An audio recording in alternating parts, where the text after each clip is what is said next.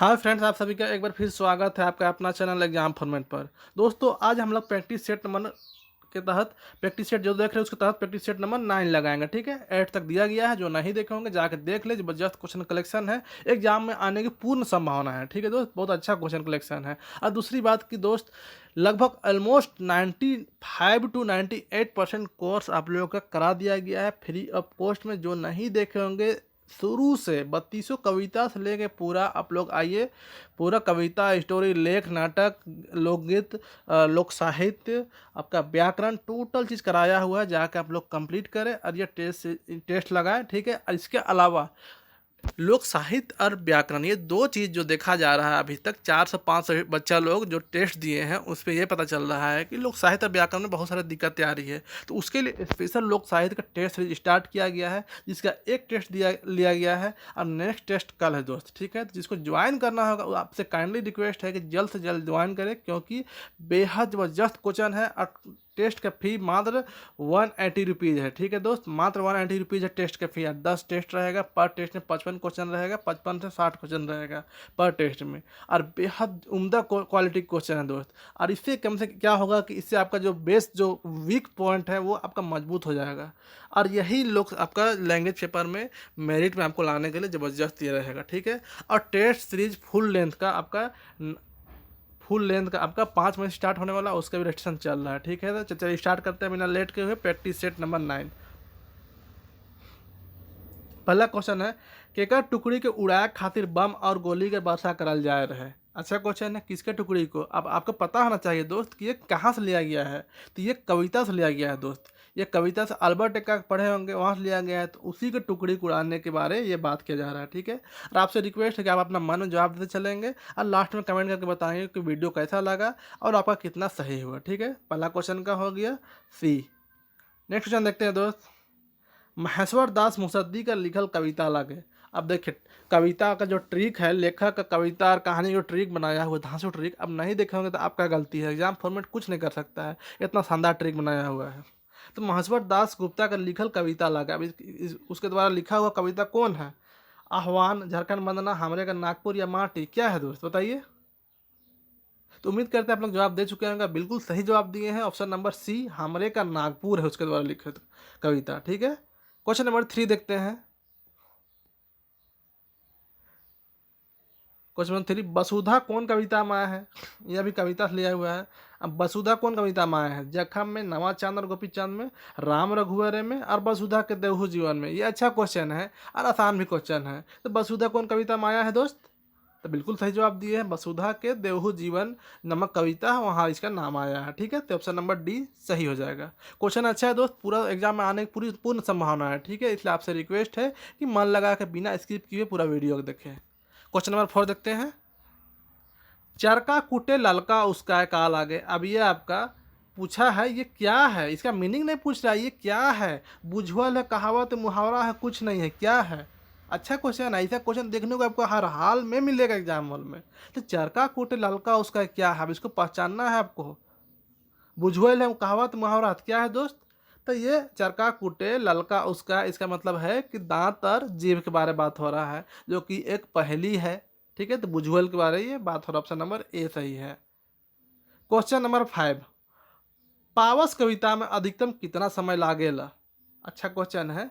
पावस गावे, सॉरी कविता बोल दिए, सॉरी, पावस गावे में, पावस मतलब पावस जो गीत है ना, उसको गाने में कितना अधिकतम समय लगता है। 10 मिनट, 5 मिनट, 15 मिनट, 20 मिनट। अब ये बुक में इसका समय भी बताया गया है कि एक एवरेज समय के बारे में बात होता है। तो एक एवरेज समय कितना लगता है उसके बारे में बताया गया है, वही क्वेश्चन पूछा जा रहा है। कब, बिल्कुल सही दिए हैं जवाब, answer option number A, 10 minute लगता है दोस्त। एवरेज जो टाइम है 10 मिनट लगता है। और पावस कब गाया जाता है दोस्त। तो पावस गाया जाता है ठीक बरखा ऋतु शुरू होने वाला रहती है, उस टाइम पावस गाना गाया जाता है। ठीक है, क्वेश्चन नंबर 6 देखते हैं हम लोग, बिरसी कर गतर काले धीपल रहे। अब ये कहानी से लिया गया है। ठीक है, ये गद्य भाग से लिया गया है, ये कहानी से लिया गया है। हर सेक्शन में कवर किया जा रहा है दोस्त, ध्यान दीजिएगा। तो बिरसी कर गतर काले धीपल रहे, क्वेश्चन ऐसा भी देखने को मिलेगा। तो इसका क्या है, बुखार से, रौद से, मार खाल से, या सभे से। तो पहले जानना पड़ेगा आपको कि ये जो क्वेश्चन पूछा गया है कहाँ से लिया गया है। तो ये क्वेश्चन तो बीसी बिसाही कहानी से लिया गया है ना दोस्त, बिसाही कहानी से। अब उसके बाद अब हम लोग को याद करना पड़ेगा। तो बीसी में बुखार हो जाता है ना जी उसको, तो बुखार की वजह से बुखरा जाती है। क्वेश्चन नंबर 7 देखते हैं। ये क्वेश्चन, मदन मोहन मंदिर के बनने की शुरुआत कब भेलक? दोस्त ये क्वेश्चन थोड़ा सा टफ वर्ड लिखा हुआ है यहाँ पे। आप अगर स्टोरी पढ़िएगा मदन मोहन मंदिर के बारे में तो टफ वर्ड लिया हुआ है, थोड़ा सा कन्फ्यूजन क्रिएट किया हुआ है। फिर भी ऑप्शन है कब बनने शुरू हुआ, तो 1739, 1725, 1622, 1722। तो कब बना है दोस्त? तो थोड़ा सा माइनर इसमें कन्फ्यूजन है। पहले ये बताया गया था जिसके बाद में सुधार किया गया था, तो ये नहीं है, ये होना चाहिए 1722। ये परफेक्ट आंसर होना चाहिए था। मदन मोहन मंदिर के बनने की शुरुआत कब हुआ? तो 1722 में बनने की स्टार्ट हुआ है। ठीक है। क्वेश्चन नंबर हम लोग 8 देखते हैं। राकस के मारे ले दुयो भाई का उपाय करे ना? अब कहाँ से पूछा गया है, ये समझ में आना चाहिए ना। तो राकस अर्थात कि राक्षस के बारे में बात हो रहा है। तो क्या उपाय करता है, ये कहाँ से लिया गया है ये? तो ये अंगना लोक कथा से लिया गया है। तो राक्षस को मारने के लिए नहीं, आपका गोपी चंद और नवाचंद के बारे में यहाँ पे बात है, दुयो भाई।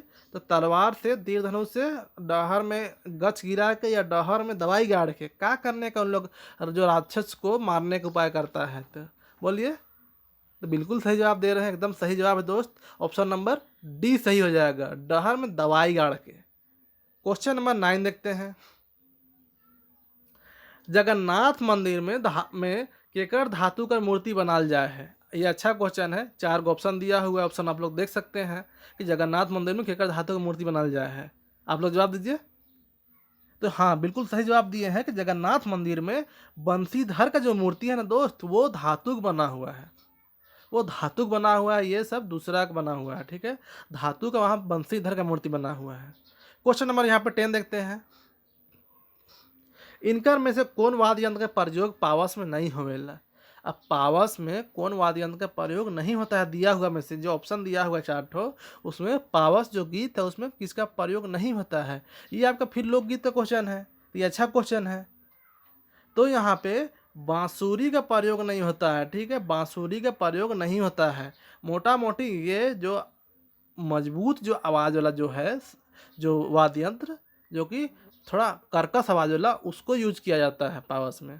क्वेश्चन नंबर यहाँ पे 11 देखते हैं हम लोग। गोकुल ग्राम के काले धान्य मानल जाएला? गोकुल ग्राम के काले धान्य मानल जाएला, यह भी आपका कहानी से पूछा गया है। तो ऑप्शन है सीता का जन्म हो रहे इसलिए, राधा खेलत रहे इसलिए, श्री कृष्ण खेलत रहे, या रावण कर जन्म हो रहे।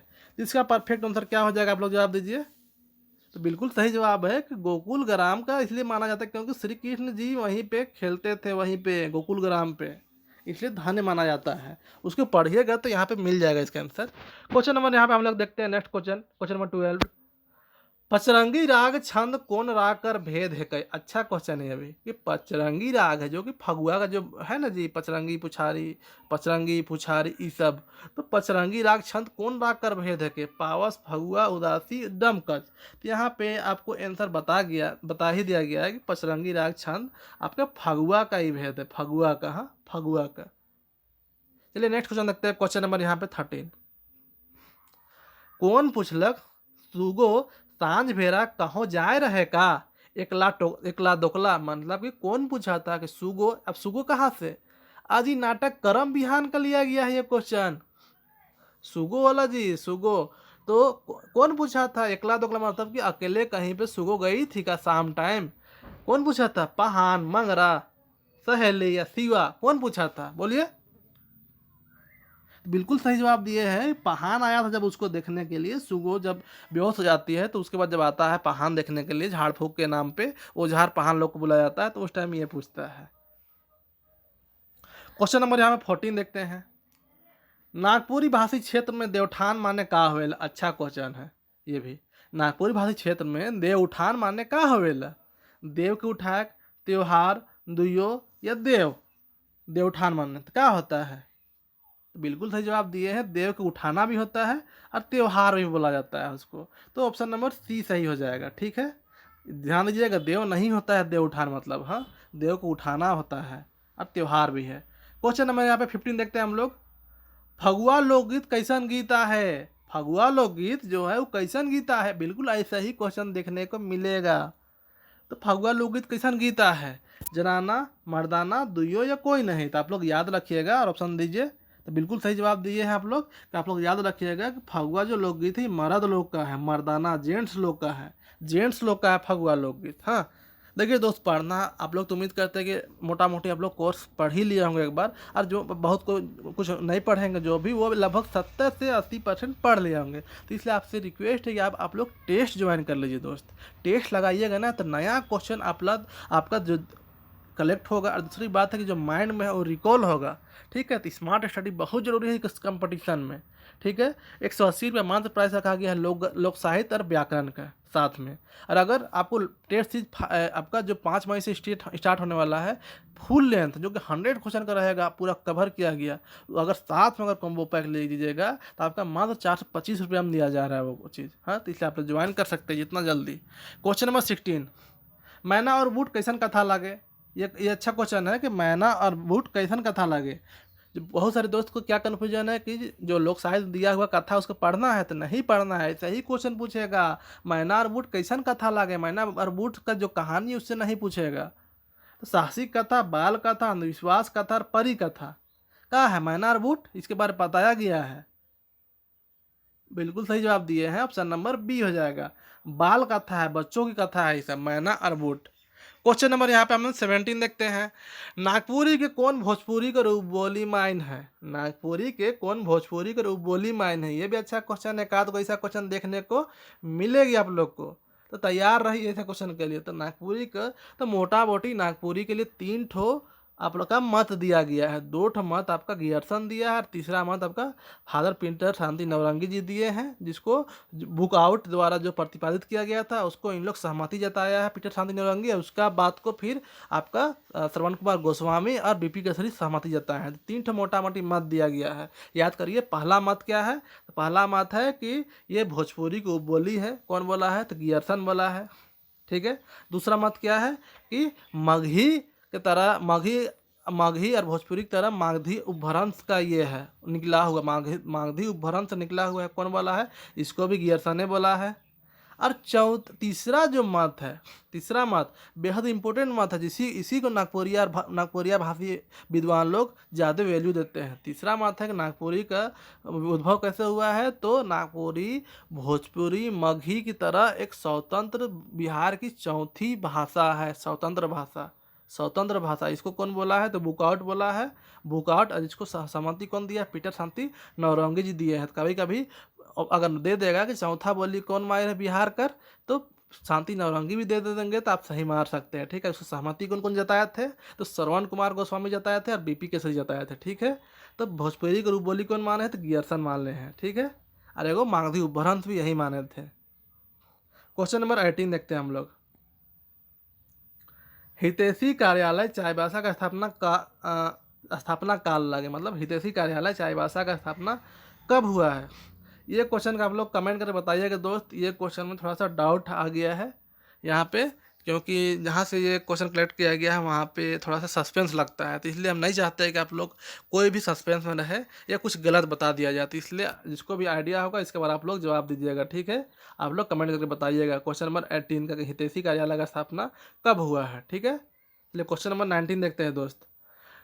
बनकेरा भाग 1 कर शुरुआती भाग का लागे। अच्छा क्वेश्चन है, ऐसा भी पूछ सकता है कि बनकेरा भाग 1 कर शुरुआती भाग का लागे। पद लागे, गद लागे, नाटक लागे, लेख लागे। अब यहाँ पे हम लोग तो जानते हैं नाटक और लेख बाद में दिया हुआ है, दूगो इधर है। यही दोनों में बहुत कन्फ्यूजन हो जाता है कि कविता के पद बोलल जाए कि गद बोलल जाए, और कहानी के पद बोलल जाए कि गद बोलल जाए। तो आप लोग याद कर लीजिए कि कहानी मतलब ज़्यादा रहता है, मतलब गदागद रहता है, बहुत सारा, बहुत लंबा 3-4 पेज का कहानी रहता है गदागद मतलब। तो ये कहानी हो गया, पद माने कविता हो गया। पहले काम मिलता है तो कविता मिलता है, अर्थात कि पद मिलता है। ठीक है, क्वेश्चन नंबर 20 देखते हैं। ए में ऊपरे केकर चिन्ह लागे, ये व्याकरण से लिया गया है। ए में ऊपरे केकर चिन्ह लागे, ये अच्छा क्वेश्चन है कि ए में ऊपरे केकर चिन्ह लागे। संप्रदान कारक, अपदान कारक, अधिकरण कारक और करण कारक। किसका है, किसका है दोस्त, ध्यान दीजिएगा। ए में ऊपरे अधिकरण कारक है, जैसे बाप घरे हैं, बाप चौकिए में है, बाघ माड़ा में घुसलक, ये सब का है तो ये सब अधिकरण कारक है। दोस्त एक और चीज़ ध्यान दीजिएगा, आप लोग से स्पेशल बात करना था इस मिनट पे, तो अभी याद आया। तो कारक, कारक के बारे आप लोग आंख मूंद करके याद कर लीजिए, उसका भेद कै गो है। तो दूसरा यूट्यूबर अगर आपको 7 बताता है तो 100% गलत बताता है, और इसके लिए हम चैलेंज करने के तैयार है।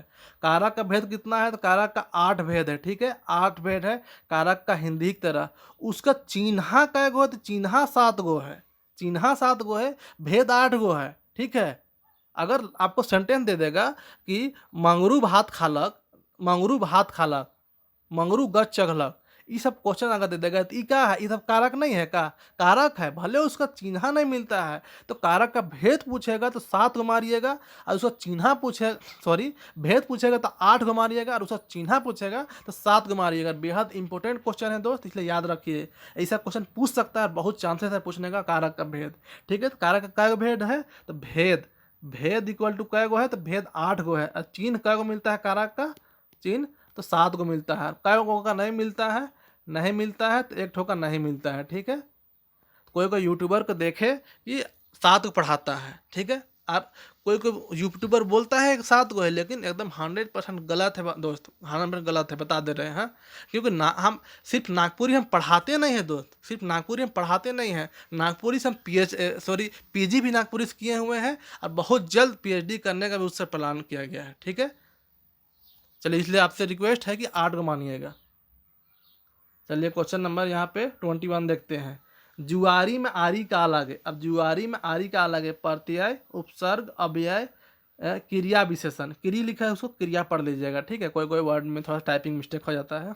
तो जुआरी में आरी का लगे, अब ये जानते हैं कि ये दोनों नहीं है, ठीक है, प्रत्यय और उपसर्ग ही जान रहे हैं। अब हम लोग जानते हैं कि अब उपसर्ग और प्रत्यय में कौन का है दोस्त, है तो प्रत्यय जो प से पीछे, प से प्रत्यय, तो पीछे आरी, जुआरी, वारी, आरी, तो आरी का है, प्रत्यय है, प से पीछे, प से प्रत्यय, ठीक है। उ से उपसर्ग, उस जगह अप मान लीजिएगा तो आगे, ठीक है। तो इसलिए प्रत्यय और उपसर्ग में कन्फ्यूजन होगी आपको कि आगे वाला है कि पीछे वाला है, तो आप लोग बिंदास प से पीछे, प से प्रत्यय मार के समझ लीजिएगा, ठीक है। तो आरी का है तो प्रत्यय है। क्वेश्चन नंबर यहाँ पे 22 देखते हैं हम लोग। चले रोज मुदा तिल भर ना टले का लगे, अच्छा क्वेश्चन है ये। चले, ये आप कहाँ से है, आपका ये परकिन साइड से लिया गया है। चले रोज मुदा तिल भर ना टले, पहली है गाड़ी, नक्शा, घड़ी, पेन का है। तो बहुत आसान क्वेश्चन है, इसको तो हर कोई बता सकते हैं दोस्त। ऑप्शन जवाब दे चुके होंगे आप लोग, बिल्कुल सही जवाब दिए, ऑप्शन नंबर सी, घड़ी। एकदम हमेशा चलता है, कभी नहीं रुकता है, दुनिया रुक जाए घड़ी नहीं रुकता है। क्वेश्चन नंबर 23 देखते हैं। नागपुरी झारखंड का कैवा राजभाषा लगे, नागपुरी झारखंड कैवा राजभाषा लगे, का क्वेश्चन ऐसा भी दिखने को मिलेगा। कम से कम 4 से 5 क्वेश्चन जो दिखने को मिलेगा आपको, थोड़ा सा हट के मिलेगा इस टाइप से, नॉर्मल नागपुरी के बारे, इसीलिए उसका भी तैयारी कर सकते हैं आप लोग, और उसके बारे में कुछ बहुत बताया जाएगा, जैसे कुछ लेखक के बारे, कुछ लेखक का बुक के बारे, उसका लेक्चर आएगा, आप लोग टेंशन ना लीजिए। आप लोग का 100 में 100% क्वेश्चन की तैयारी कराएगी एग्जाम फॉर्मेट, टेंशन मत लीजिए। लेकिन जो बात बोलता है एग्जाम फॉर्मेट, उसको भी आप लोग मानिए। आप लोग जो पढ़ लिए उनसे रिक्वेस्ट है कि आप लोग हर हाल में टेस्ट ज्वाइन करिए दोस्त। टेस्ट आप लोग का 1200 क्वेश्चन कलेक्शन हो जाएगा, 800 क्वेश्चन, 700 क्वेश्चन कलेक्शन हो जाएगा। टेस्ट मारिएगा, जहाँ पे गलत होगी वो आपको हमेशा के लिए याद हो जाएगा। और इतना ज़बरदस्त कंपटीशन है, उसमें आप लोग रिस्क नहीं ले सकते हैं। बाद बाकी पढ़ाने का जिम्मा तो एग्जाम फॉर्मेट का है ही। तो नागपुरी झारखंड कैवा राजभाषा लगे, तो इसका ऑप्शन क्या हो जाएगा, ऑप्शन नंबर ए, दूसरा राजभाषा है, दूसरा, हाँ, फर्स्ट हिंदी है। क्वेश्चन नंबर यहाँ पे 24 देखते हैं, ठीक है, क्वेश्चन नंबर 24 देखते हैं। निरखी बदरी कारी कहत कृषक नारी, प्रेमानंदे माकुल करत वंदन, कौन कविता अगर पद लगे, ऐसा भी क्वेश्चन देखने को मिलेगा, कविता के पद। तो निरखी बदरी कारी कहत कृषक नारी, प्रेमानंदे माकुल करत वंदन, कौन कविता के पद है दोस्त, बताइए इसका आंसर। तो बिल्कुल सही जवाब दिए हैं आप लोग, बिल्कुल सही जवाब है इसका, वसुधा के देवहू जीवन से लिया गया है ये क्वेश्चन, वसुधा के देवहू जीवन से लिया गया है, ठीक है, उस कविता का ये है। क्वेश्चन नंबर 25 यहाँ पे देखते हैं। बेनी बाबू का किने प्लान बनाते रहे, बेनी बाबू, बेनी बाबू, बेनी बाबू, अजी खुदी बाबू मत जाइएगा, खुदी बाबू आपका तिरफला कहानी का है, बेनी बाबू ये अलग है। बेनी बाबू आपका कहाँ से, तो बांग्ला का सुख से लिया गया है। ठीक है, ध्यान दीजिएगा, कन्फ्यूज मत करिएगा। बेनी बाबू का कितने प्लान मात्र है, गाड़ी, जमीन, फ्लैट, बंगला, क्या चीज। तो बिल्कुल 24 का जवाब हम दिए हैं, 25वां का आपसे उम्मीद करते हैं कि आप लोग जवाब दीजिएगा। और ये भी कमेंट करिएगा दोस्त कि आपका कितना सही हुआ है। ठीक है, बहुत अच्छा, उम्मीद करते हैं कि वीडियो अच्छा लगा होगा। ठीक है, और एक बात करते हैं टेस्ट सीरीज के बारे यहाँ पे। हाँ तो दोस्त, इसके बारे में बात हो रहा था कि यहाँ पे जो आपके लिए नागपुरी लोक साहित्य व्याकरण जो टेस्ट स्टार्ट हुआ है, एक टेस्ट हुआ है, क्वेश्चन अच्छा है, जबरदस्त क्वेश्चन है, और बहुत सारे स्टूडेंट इसमें दे रहे हैं टेस्ट, बहुत सारे स्टूडेंट ज्वाइन किए हैं। एक टेस्ट स्टार्ट हुआ है 21 अप्रैल को। ठीक है, जो भी स्टूडेंट का छूटा होगा उसको पर्सनल वो टेस्ट दे दिया जाएगा। कल नेक्स्ट डेट है, 10 बजे टेस्ट का लिंक दिया जाता है, रात 8 बजे तक आप टेस्ट दे सकते हैं, रात 9 बजे मेरिट लिस्ट जारी की जाती है। फिर भी अगर आप जॉब होल्डर्स है, वर्किंग स्टूडेंट है, तो आप नेक्स्ट डे भी ये टेस्ट दे सकते हैं। 10 सेट है, 180 रुपये मात्र है, जो स्टूडेंट पहले से ठीक है। और प्रश्नों की संख्या कितना रहेगा, 55 है, 35 लोक साहित्य का और 20 व्याकरण क्वेश्चन रहेगा।